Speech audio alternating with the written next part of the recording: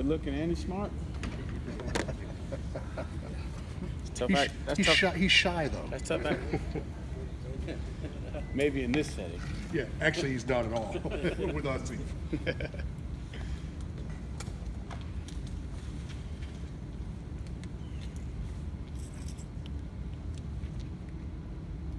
wants to lead us off? Oh, that was easy. Coach, I see every game, three-game warm-ups. You're out there with your sons, having them play a little game of catch. Is that just a thing you guys do every game? We try to. It's tough for me because with my responsibilities on Fridays, I leave with the team, and they actually ride the bus with me. The wife follows over, picks them up, takes them home, and then I spend the night at the hotel with the team, finishing my preparation, but then also making sure that the boys are prepared when they come back on Saturday. So I don't get to see them, so that's pretty cool. And my oldest, he's all about it. He's all ball. Any kind of ball, doesn't matter, soccer ball, football, basketball. He just loves to play. So that's been a cool thing. And, I learned that from Coach Sweeney when I played here, just see how he interacts with his boys. And I think it's important that I spend that time, that I give him that time. And it's easy to get caught up as a coach in your job. And if you're not careful, you're going to lose the thing that's most important to you, which is your family. When you see the multiple coaches that have children playing for the team now, does your mind ever wander about how cool it would be to one day if you had kids that played on the team that you coached? I think about that a lot, and I'm actually kind of warming up to it at first. I didn't want to be that guy, just because I know what my football experiences were and how valuable they were to my life, and I just want to make sure that it's their journey and not something that I'm putting on them. And so I've talked about it with my wife, and if I'm fortunate enough and that's the Lord's plan, then one day I'll be coaching them. But right now I'm just enjoying being a dad, but I'm learning from how Coach Sweeney interacts with his boys, Coach Batson, and you got Will and Bill Spires. I mean, you just got and you had Jeff Davis and his boys, and so it's cool to see that, and it's refreshing as well. It keeps me grounded. But for me, if it happens, it happens. But that's not something that I'm really planning on right now. Coach, it seems like you're gradually kind of opening up the playbook. You had the halfback pass a couple of weeks ago, the flea flicker on the first play on Saturday.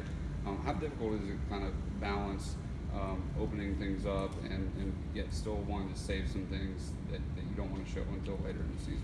I don't think we're in a situation where we're trying to save things. The message for us, for our guys, is one, we're going to have fun and we're going to be aggressive. And so just showing those guys that we're not holding anything back, I think it's giving them a renewed sense of confidence to just go out on the attack. And that's really been the message we've been trying to have. And each game is going to present different things schematically that we can do. But right now we're in the championship phase. We're not looking ahead. We're not trying to hold things. We're trying to figure out what we can do to be aggressive, be sound at the same time, and then give our kids the edge to go out and attack. Tony, what was your message to Travis and why he's just kind of been a different guy the last 3 weeks? Travis is probably one of the best young men that's ever come through this program, just off the field as a person. But he's still a young person. And I think that all of us have been in situations where sometimes we got to learn by touching the stove. And I think that's what happened to him at North Carolina. He's had so much success, and he thought that he was going to be able to go out there and just kind of do what he needed to do to get the job done. But you got to have a certain intensity, a certain focus, and a certain mentality. And he got exposed in pass protection, and I think he took that to heart. And that's why I say he's such a great young man, that he responded the right way. So it wasn't as much anything that I had to say. Now, Coach Sweeney was on him hard for that week, and he'll tell you he gave him some Robitussin and gave him some cough syrup. And for me as his coach, he's such a mature young man that I don't have to scream and yell at Travis. I can talk to him and just say, hey, these are things you need to do. But sometimes they got to experience it. And I think that he realized that, if he doesn't have that eye of the tiger, he doesn't have that mentality, that, he may not be able to accomplish the things that he wants to accomplish. So I think it's just a renewed sense of urgency with him.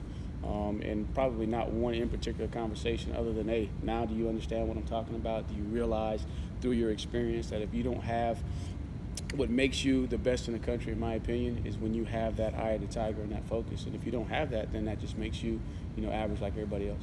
Tony, you won the Rose Award and been recognized as the top assistant in the country. But do you feel like you still grow as a play caller and as an offensive coordinator? And how do you feel like you've grown this year? Oh, no question. The first drive should have stuck with the run there, probably on that 3rd and 3.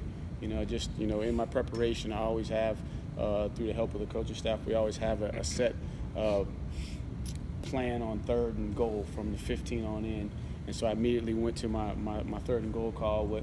Didn't realize that we were in that situation. Probably could have ran it right there and probably would have gave us a better chance. And so just, there's always a play or two in the game, where I'm learning of things I can do better, managing the situation. And then just for me is making sure that what has made us successful as a staff is being sound, but also being aggressive and making sure that I'm staying on the aggressive and on the attack with our guys, because I think they feed on that. So that's how I'm growing, and just situationally each week, just trying to figure out where I can do a better job of putting our players in the best position to be successful.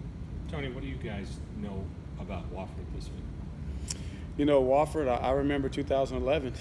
It was a close game with Wofford. I think we were maybe close at half, or maybe might have been behind at half or something like that. So this is a team that's got great tradition, new coaching staff, but a lot of those guys were part of the old coach and what he brought to that program. They're going to be fundamentally sound. They're going to play extremely hard. They're obviously off to a great start for their season. They're sitting in a similar situation as us. They got objectives and desires, and a lot of these young men dreamed of playing, at Clemson, and for one reason or another ended up at Wofford, which is not a bad thing. But they all have ambition, and this is going to be the biggest game of their season. It's kind of like their bowl game, even though they're an FCS team and they play for the playoffs. This is going to mean a lot to them. So these guys are going to come in here. They're going to compete. Schematically, they pose you some challenges because they're built to stop the run, and then you're going to have to throw and make contested plays and one-on-one coverage. You have been on both sides of this. You've coached on FCS staffs. You've coached here, obviously. Do you like these games? Do you like Power Fives playing these FCS opponents? I do, especially when I can remember my days at Furman at South Carolina State. For those guys, it was a lot of fun, because obviously I came from Clemson, so I'd experienced the atmosphere. And again, a lot of these guys grew up, their entire lives wanting to play, in Death Valley. So I think it's a good thing. I think it's a good thing for the state when these guys get an opportunity to come in here and play against, and then a lot of their teammates, will be on the field. So I think it's a good thing. Can you kind of describe what the Wofford players will be feeling, since you've coached on that level, what they'll be feeling kind of coming in here and playing in front of 80,000 on a Saturday afternoon? They're going to be excited. I mean, they're going to be excited to play. They're probably going to walk in the stadium and have that moment, of like, man, this is what I dreamed it would be. But once the game starts, I mean, it's competition. They're going to go out there, they're going to compete, they're going to play to win. They're showing up with the mindset that they're going to win this football game. So our guys got to be prepared and ready, go out and attack, and then play a clean game, and then we'll figure out what the score is at the end. Coach, was a pretty neat tribute to Robbie Caldwell on the video board Saturday. What do you think about that? And how does he manage to stay so youthful after 500 games? I hate that I didn't get to hear it, because up in the box behind the glass, I didn't get to hear, all the comments from the former players. But man, how awesome is that? I'm trying to think of all the games I played in Little League, high school, and I don't even think I'm close to 200 yet. And he's been at 500 college games. But I think being around the young guys, keeps him young, keeps him energized. Extremely humble guy. Since day one, he's always been about the program, been about the team. I think that's why he's had the longevity, is because he's never made it about himself, especially in a profession where it's easy to get caught up in yourself. And that's what I appreciate about him. And he's willing to do whatever I ask him to do, because he believes in me, he believes in Jeff, he believes in what we're doing, and that makes it fun. Tony, how has Travis's role in the passing game evolved as the season has progressed?